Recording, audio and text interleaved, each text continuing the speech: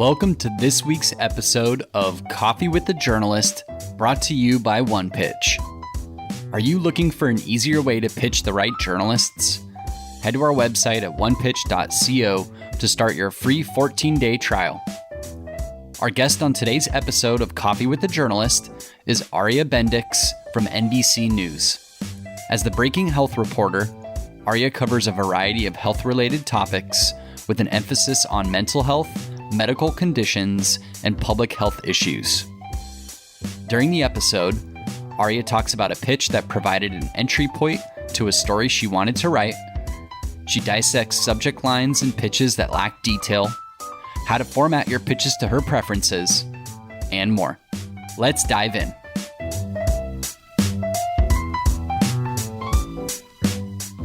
Welcome, everyone. This is Coffee with a Journalist. I'm Beck Bamberger, and we are here because we talk to media and learn all the things they like and don't like about publicists. So a very helpful show. We're approaching, by the way, excitingly, almost 200 episodes of this. So we have lots of now media friends who know all these great publicists at One Pitch. Very exciting. Anyway, we're here today with Aria Bendix, who is the health reporter, even sometimes breaking health reporter at NBC News.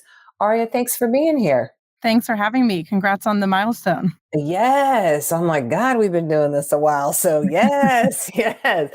And as I just mentioned before we started rolling here, it's so fun when a journalist comes on here and is like, oh yeah, my other friends, they did the podcast too. So, it's a little community we got going on here, which is super fun. Yeah, I get good tips myself. Yeah. Oh, even better. Okay. Well, first. Now, I need to do this more consistently, so note to my own self. But for those who are maybe not as familiar, how would you describe specifically the health beat for NBC News? Yeah, so I'm the health reporter for NBC News Digital. So that's the reporting arm for our national website. And so it's really just me, and I get to carve out a little bit of my It's own. just you. Okay, you're the person. I'm the person. I tend to focus more on public health. So disease, nutrition, vaccines, drugs, medical discoveries, all the things. What I don't write about is lifestyle and wellness. And that's a common misconception based on the pitches in my inbox, but I tend to veer away from those subjects. Got you. And speaking of inbox, our favorite thing here, how is yours? It's manageable. There are hundreds of emails like everyone else, I assume, who comes on the podcast. But, I have a nice system, I think, for moving through it quickly. Well, do tell. Do tell. What is the system? Well, I think it's just really a one sentence shot for people. And if it doesn't really pass muster after the first sentence, I'm not going to dive deeper into the email. And that just allows me to move through things really quickly. Oh, so let me ask you, do you see like the one sentence email or the one sentence previewed on like your emails and judge by that? Or do you judge it all by subject line? Some gets filtered out with the subject line alone. And then if anything seems credible, I'll go into the actual body of the email and then see what the sentence looks like. Oh, okay.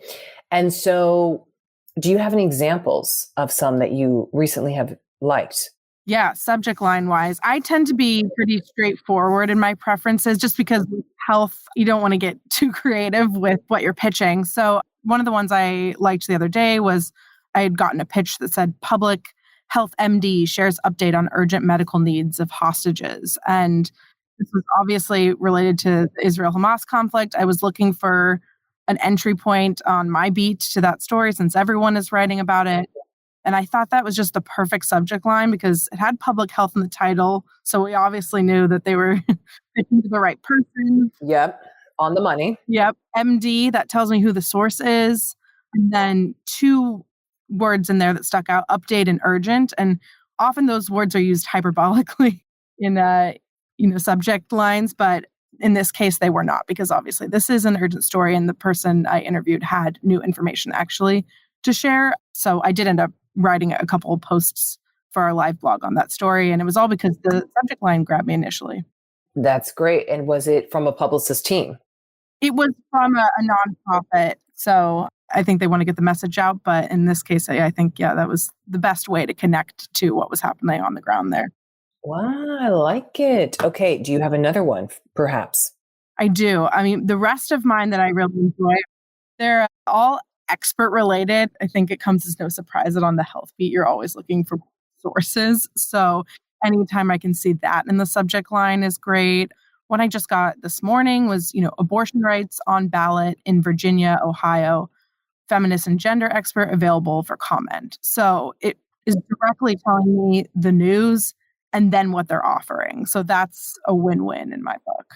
Ooh, I think that's a good point there for just subject lines, is encapsulating what is in reference to, and then the expert. I think so many people just send subject lines like MD on abortion rights. And you're like, okay. And you being in like more breaking news and national stuff would be like, yeah, I see how this ties, but isn't it so nice when it's a very clear tie?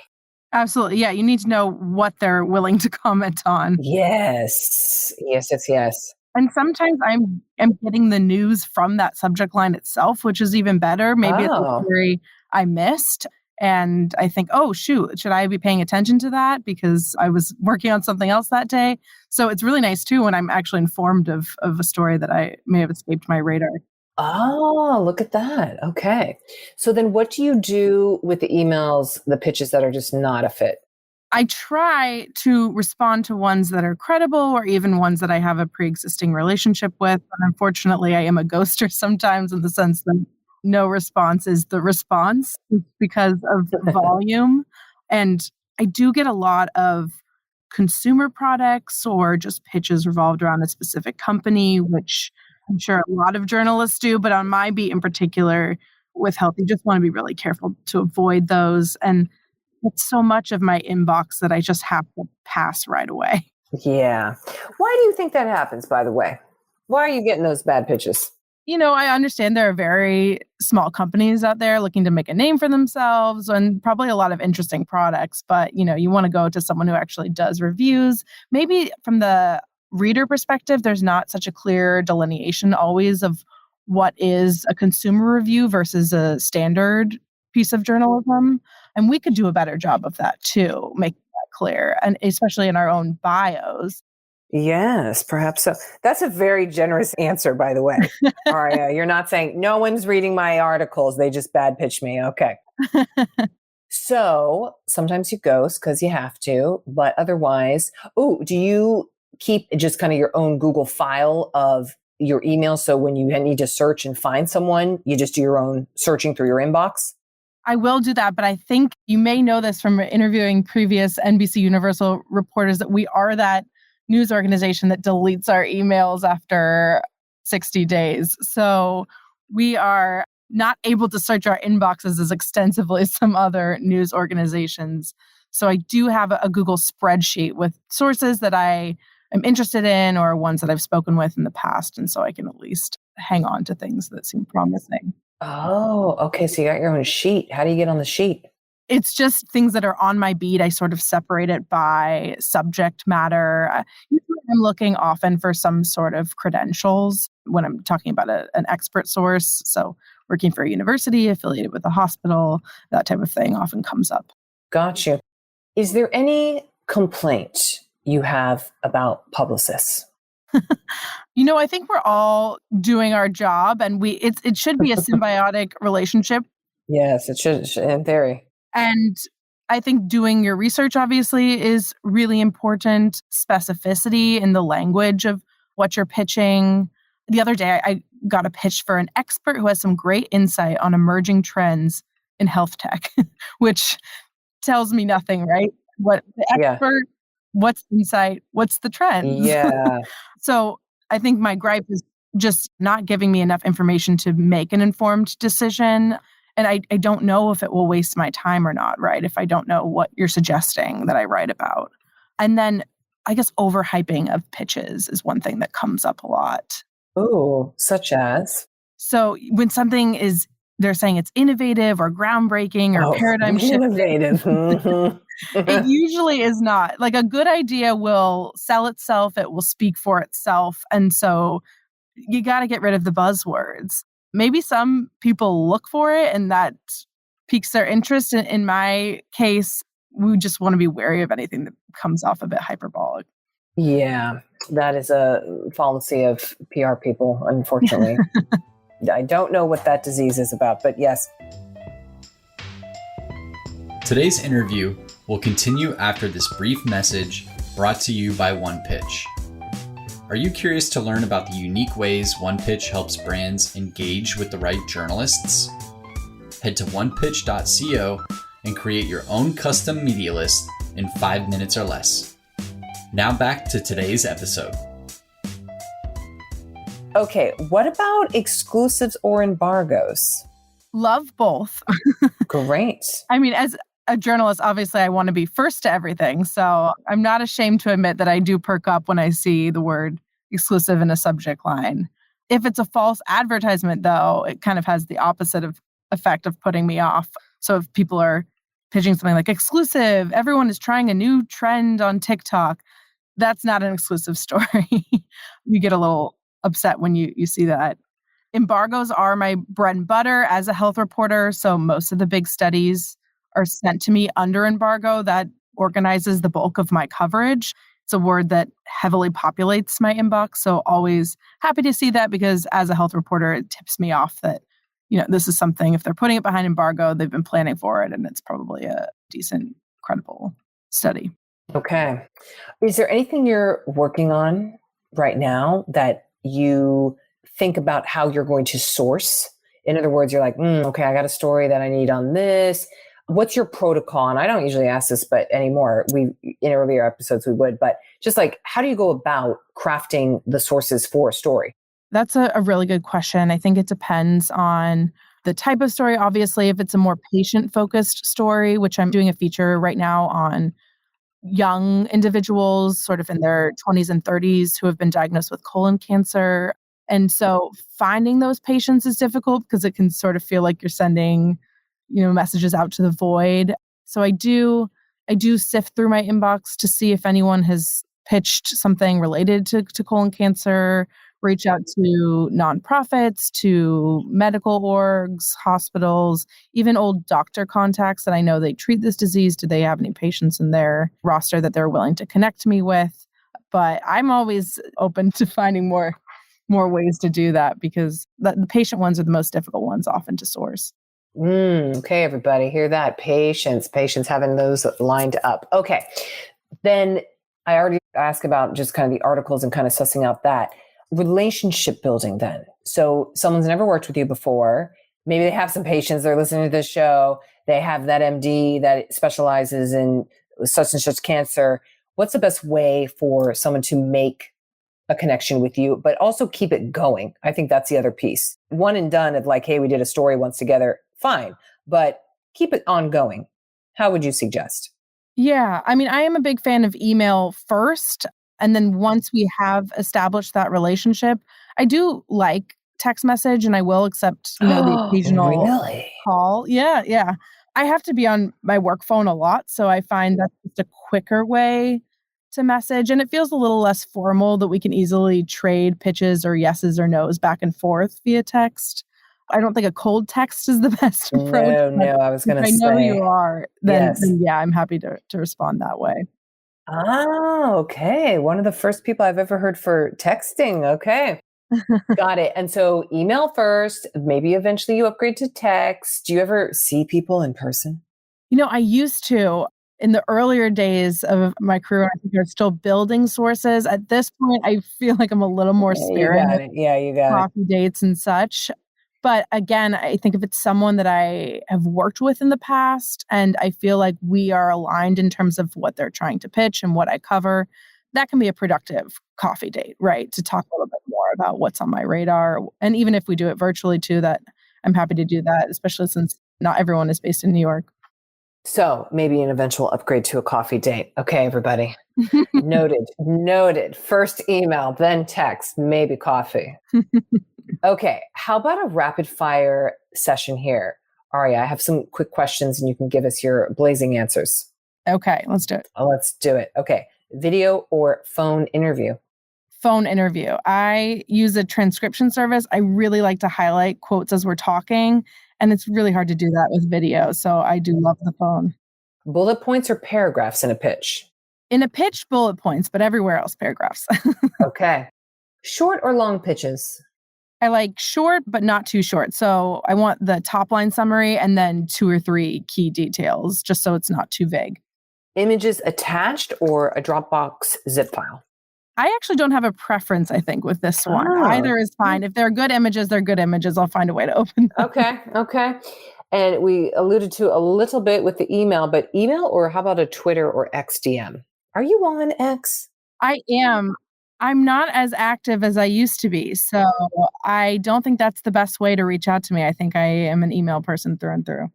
Yeah. Okay. Sidebar. What do you think is going to happen with X? Is it MySpace? It feels like a very fraught time. I might defer that to my tech reporter colleagues. In terms of the journalistic landscape, I think we're trying to find other ways to connect with sources and to get our news. And it's just not there anymore in my mind. I will plead the fifth on saying more, but okay, let's continue. One follow-up or multiple? I think one follow-up is a nice reminder, and then any more becomes a nuisance. Yeah. Direct or creative subject lines? I'm direct. Yeah. Yeah. Especially with my beat. When you get too cute with it, it's hard for me to understand what you're pitching.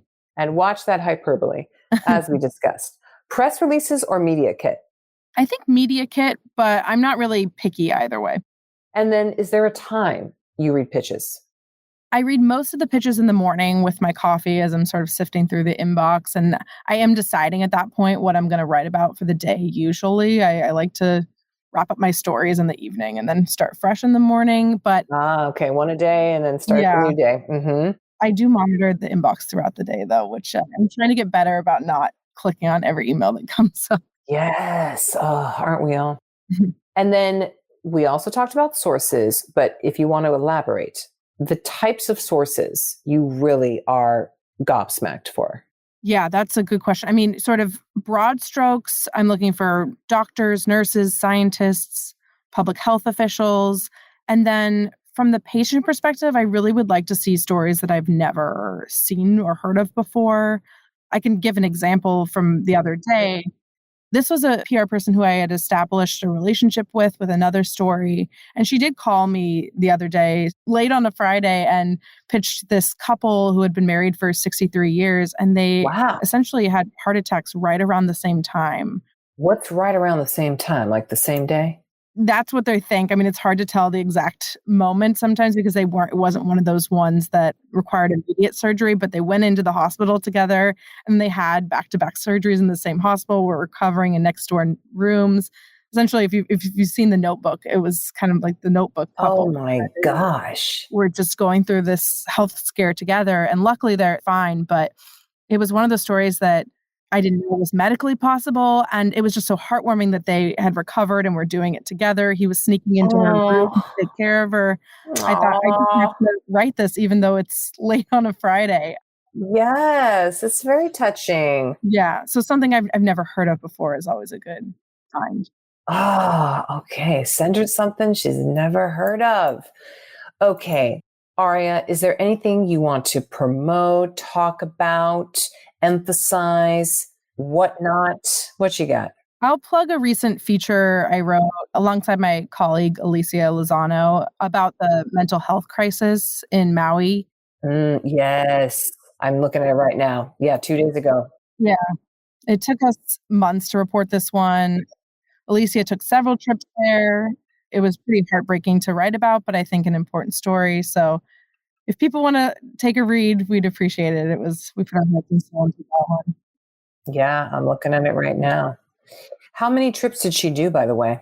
I think she's done a couple thus far. She might even have a few more planned. We're really hoping to continue to monitor the situation and do follow-ups. So, mental health is something we didn't talk about, but that's also something that I am constantly writing about, and it's an important part of health and healthcare. So that story was the big story in my mind. Oh, it's quite extensive, by the way. Yeah. Aria, thank you for being here today. Thanks for having me. It was so fun. It was. And if you have doctors, nurses, patients, you got to email Aria. Send them my way. Send it her way. Perfect. Well, thank you, Aria, so much. Great having you. Aria Bendix, our health reporter at NBC News, everybody. Thanks so much. Thanks for listening to this week's Coffee with a Journalist episode featuring Aria Bendix from NBC News. For more exclusive insights about the journalists on this podcast, subscribe to our weekly podcast newsletter at onepitch.co/podcast. We'll see you next week with even more insights about the journalists you want to learn more about. Until then, start great stories.